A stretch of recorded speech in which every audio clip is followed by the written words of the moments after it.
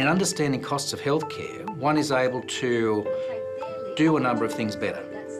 And also, from my point of view, there is a very significant ethical consideration here, which is that it is very important for us not to waste a dollar in public healthcare. So any way in which we can understand cost better and therefore identify ways in which we may not be using our funds effectively is a way in which we can potentially save money in order to treat a further patient. Activity-based management is absolutely fundamental to the New South Wales Health Strategic Plan. One of our priorities is better value care. And better value care requires an understanding of the quality of outcomes and the price at which that is delivered.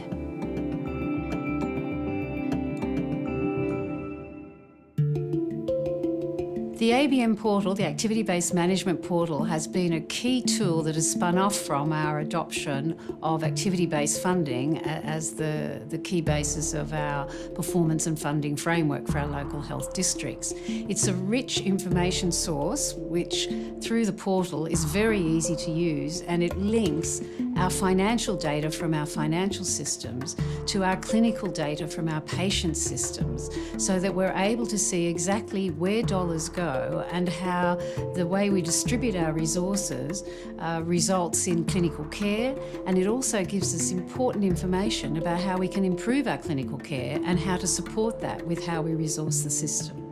The ABM portal impacts patient outcomes by helping us to refine our understanding of what's adding clinical value to the care experience, both in the acute stage and the rehabilitation stage, and on an ongoing basis for those people who require ongoing care.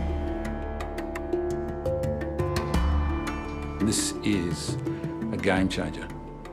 This is part of a suite of processes we have placed in New South Wales to do as much as we can to get the best healthcare for everyone. ABF and the ABM portal has been the most significant improvement that New South Wales Health has made in recent history to understanding the costs of public health care in New South Wales. MRIs and X-ray on board. It's given us a single source of truth, which cut down the time significantly and improved collaboration across the system. I'm blown away by the massive information, the number of individual patient episodes that are included in this. I can drill down and look at variation in length of stay, in costs. And what we're doing is providing this information for managers, bureaucrats, clinicians to use the one set of data across the whole system. No one's arguing any longer that that's not my information. So that's the big difference with this compared to previous data systems. We actually changed from what happened in the past with limited evidence to why it's happening right now with lots of evidence, and also taking to what's happening next. The priority for us is always treat patients and provide the best account for the patients. And the way we join the data and the way the Qlik application has provided this information back to the clinicians and to the users enables them to zero in to the lowest level where you can identify a patient and their journey throughout the year in the last 3 years. And how many encounters, how many visits, what type of visits, how long they spend in hospital, how much they cost, and why they were in hospital. Qlik has been tremendously popular in my environment because it's easy to use. During a conversation, if somebody has found something or they wish to investigate something, others can quickly pick up on that idea and go to the source. You can't manage what you don't measure.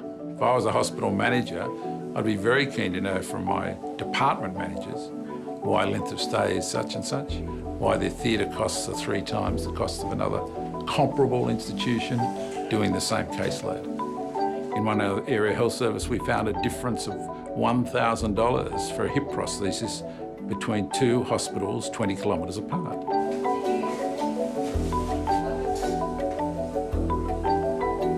We've been able to see a recognised bending of the cost curve over the years of implementation of activity-based management, where our average cost of delivery has decreased whilst not compromising quality outcomes at all. And in fact, you could argue that quality has improved over that period.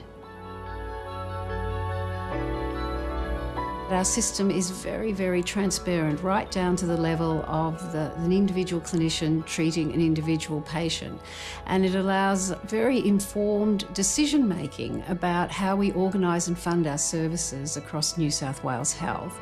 The transparency around how we allocate budgets has been a tremendous insight for many health services across the state. The efficiency and application and understanding of that has driven us to improve our service delivery and inherently understand the costs of those service delivery options. But I think the third and most important thing is the benefit to patients with the quality of outcomes. When we see variation that is unwarranted or unnecessary, activity-based management enables us to deep dive, understand that, and improve the models of care, hence better patient outcomes. The last 5 years have been 5 years of extraordinary growth in very close daily collaboration with my clinical teams in the way in which we jointly run the business, the way in which we jointly talk about and care about the experience of patients, and the way in which we are imagining the future.